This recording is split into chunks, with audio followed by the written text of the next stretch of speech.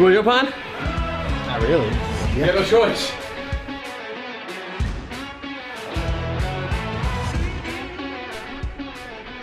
Welcome back to Brainwork 2. Not yet. Not yet. Oh yeah. 3 more weeks. 3 weeks. 3 weeks. Rebranding this channel, Brainwork 2.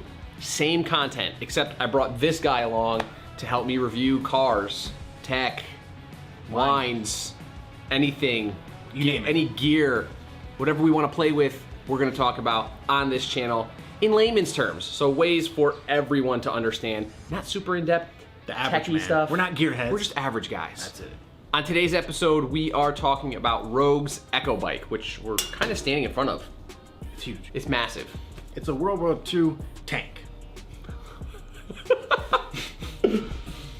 One of my favorite things about this bike is the fact that it is built, like Blake said, a tank. I was shocked when I got the box as to how heavy it was, how heavy duty it is for the price point. At around $800, I really wasn't expecting this. I didn't know what to expect. I had never been on an Echo bike. I've been on assault bikes before in Dan Bailey's barn.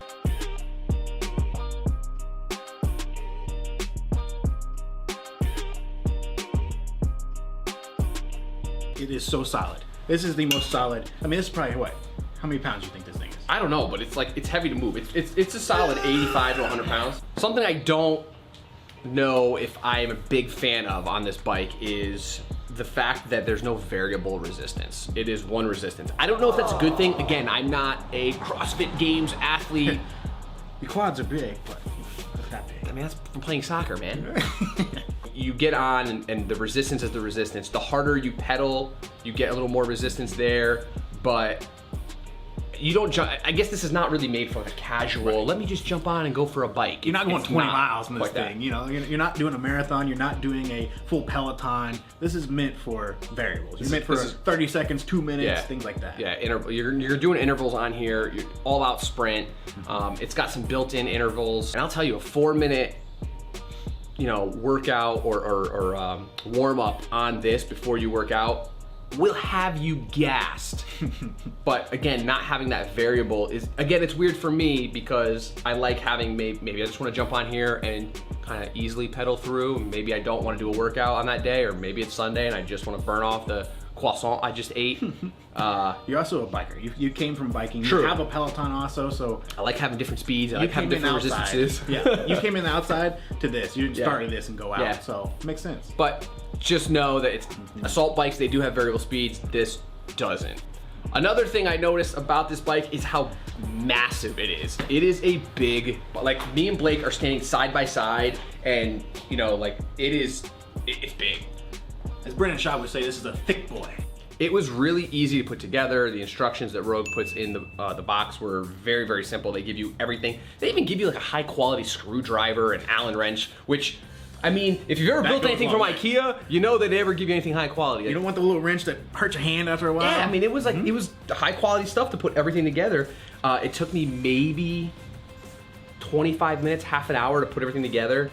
I'm pretty handy, so it might take longer depending on your skill level. Could be an hour. With tools. Let's just say it's an hour.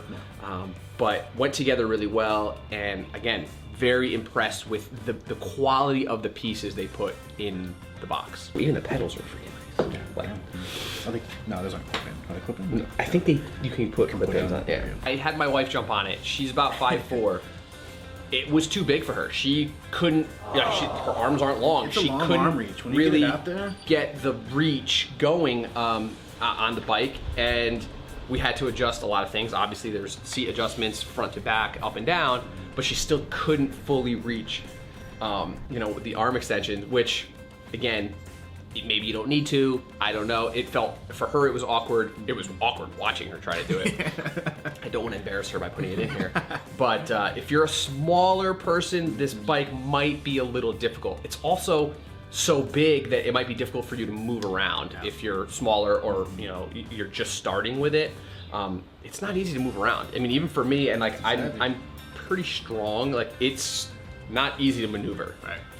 One of the biggest differences between this and the assault bike, which many CrossFitters have probably used in the gym, or maybe not a CrossFitter, but anybody that's done any sort of functional training has used in the gym, is the belt. This is belt driven. There's no chain on here. So the minute I jumped on here, it was a very different feel than what I'm used to on an assault bike. It was smooth power. It was, immediate power transfer from my legs and my arms to the flywheel, which completely different feeling than that chain where you get a little bit of play depending on how old the chain is. Maybe the chain's a little rusty, maybe the chain's kind of seized up a little. And CrossFitters, they go pretty hard. You have to worry about chain slippage. That's a big thing. Yeah. Slipping in the middle of your workout, if a chain slips off, you're not happy. I've heard things where like on the assault bike you have to tighten the chain every Right. once in a while, make sure that it's like giving you that smooth power transfer. You probably have to change the chain. This bike has been sitting outside. It's been raining for the past like 2 weeks here in Columbus,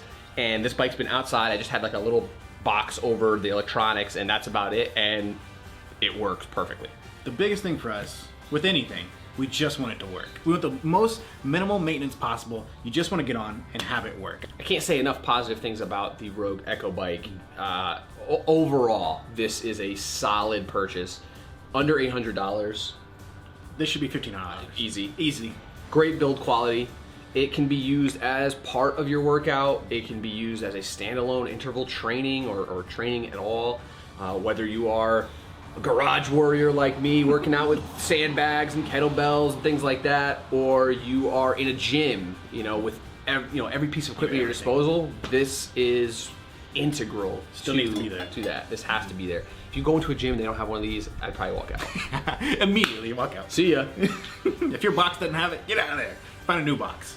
If you like this video, click on the like and subscribe buttons. You might as well turn notifications on too, because these videos are coming out every week. We've got new stuff at our disposal to try and test and bring to you our layman's reviews. I mean, pretty much. Pretty much, is, yeah. Right? We're going to give you exactly what you need, because that's what we want. We'll see you on the next one.